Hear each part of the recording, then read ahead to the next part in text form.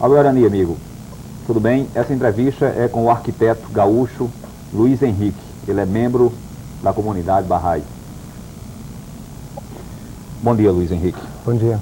Luiz, como é que está organizada hoje aqui no Brasil a comunidade Bahá'í? Olha, está estabelecida em todos os estados da federação, não é? Em mais de 600 localidades, e possui instituições eleitas a nível local e a nível nacional, que administram os interesses da comunidade Bahá'í no Brasil todo. E quais são os fundamentos da fé Bahá'í? Bom, os fundamentos, digamos, teológicos principais são a existência de um único Deus, como todas as grandes religiões postulam, um Deus infinito, incognoscível. Nós nunca vamos poder entender quem é Deus, só sabemos que Ele é a força que criou e que ama o universo, e que esse Deus, por amor à humanidade, envia de tempos em tempos uma mensagem, uma guia à humanidade. Essa mensagem vem à humanidade através de porta-vozes, que nós conhecemos como os profetas, ou os manifestantes, ou enviados de Deus. Aqueles que de tempos em tempos, na história da humanidade, revolucionaram os assuntos humanos através de uma nova maneira de enxergar as coisas.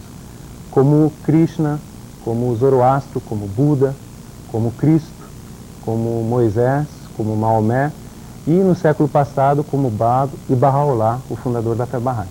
Então, o que Baha'u'lláh nos ensina é que esse mesmo Deus conduz a humanidade a um conhecimento cada vez maior da sua vontade, da vontade dele para a humanidade, através de professores diferentes. É como se a humanidade estivesse numa escola em que ela avança de ano em ano, do primeira série para a segunda série, para a terceira série, e vai tendo sempre novos professores.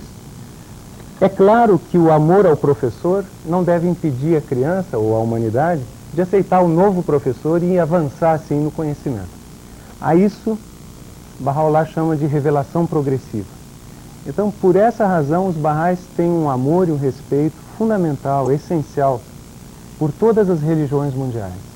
Nasce desse conhecimento, de que todas elas têm a mesma origem divina, todas elas fazem parte do propósito de Deus para a humanidade, e elas são assim como capítulos do grande livro de Deus que está ensinando a humanidade, e que não terminou com Baha'u'lláh. No futuro, nós esperamos novos enviados, sempre virão. Sempre que a humanidade necessitar de uma guia, uma orientação, ela vai ser enviada.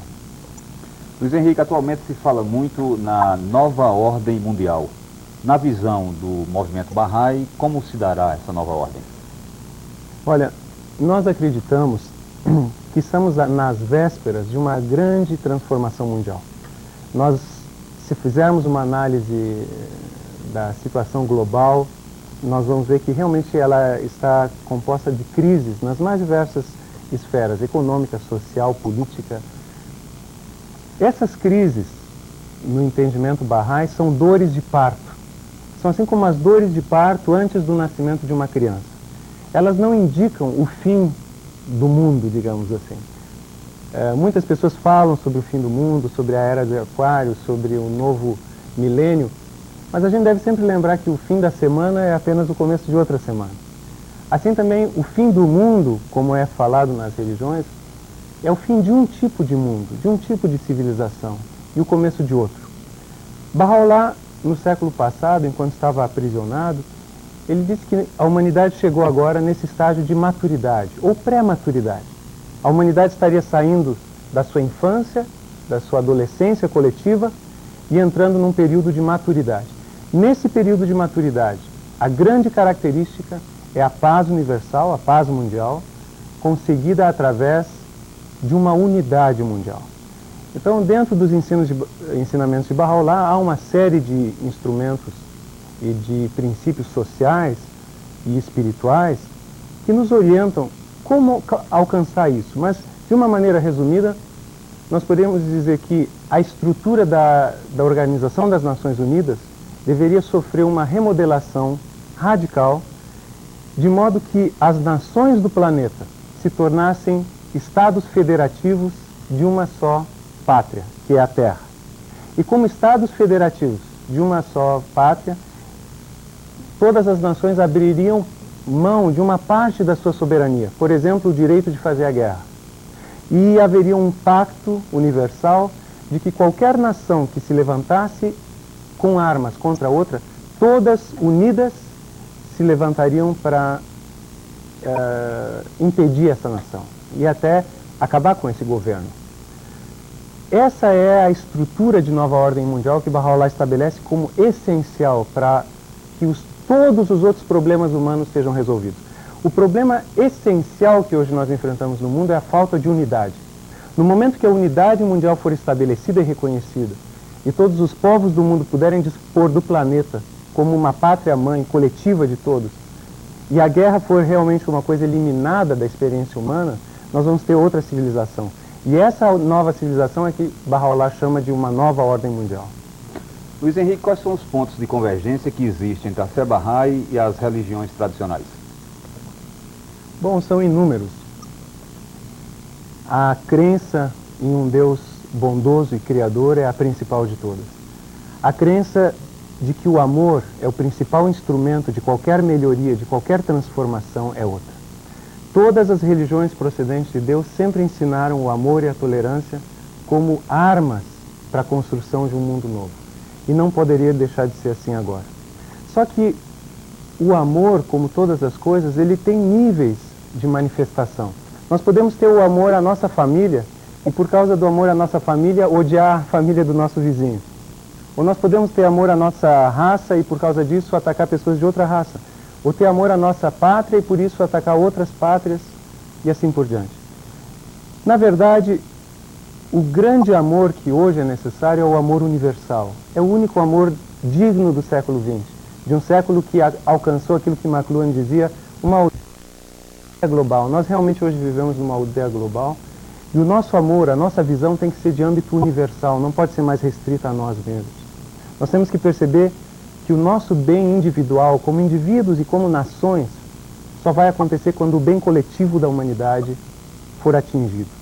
As experiências recentes que nós temos tido de conflitos mundiais, como na Bósnia, como na Somália e outros, mostram muito já, os cientistas políticos, sociólogos, outros analistas internacionais, têm reconhecido já que se tivesse havido algum tipo de intervenção no início desses conflitos, as coisas não teriam deteriorado ao ponto que deterioraram.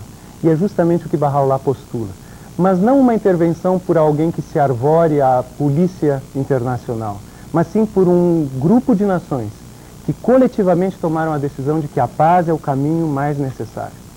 Por 6.000 anos, a humanidade tem experimentado a guerra para resolver os seus problemas. Por que não experimentar a paz durante um tempo e ver se funciona? Se ela funcionar, continuamos com ela. Se não funcionar, vai ser muito fácil voltar à briga novamente. Em termos de rituais, Luiz Henrique, a fé Bahá'í é muito diferente das outras religiões?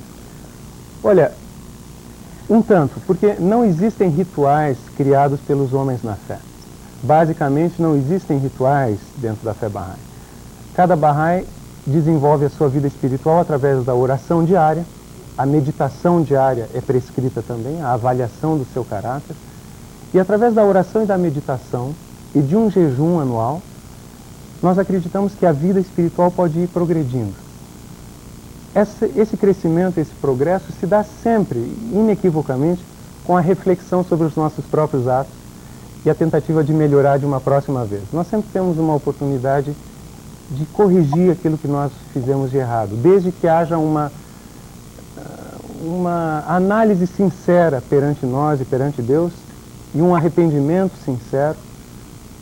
E arrependimento, é interessante notar, arrependimento sincero é sinônimo de mudança de comportamento.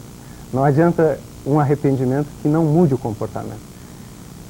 Então, nesse sentido, a fé Bahá'í é bastante distinta, porque ela não tem sacerdotes, todos os Baha'ís trabalham, têm alguma profissão, a profissão é uma lei na fé Bahá'í, alguma ocupação, alguma coisa que possa ser de serviço ao próprio indivíduo e à humanidade.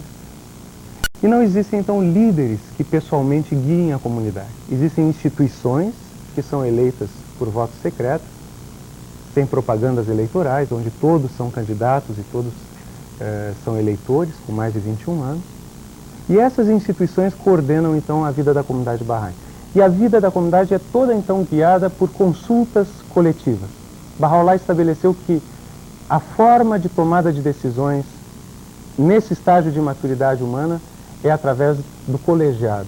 Os homens se reunirem de todas as classes, todas as culturas, e cada um expressar seu sentimento a respeito da melhoria da vida.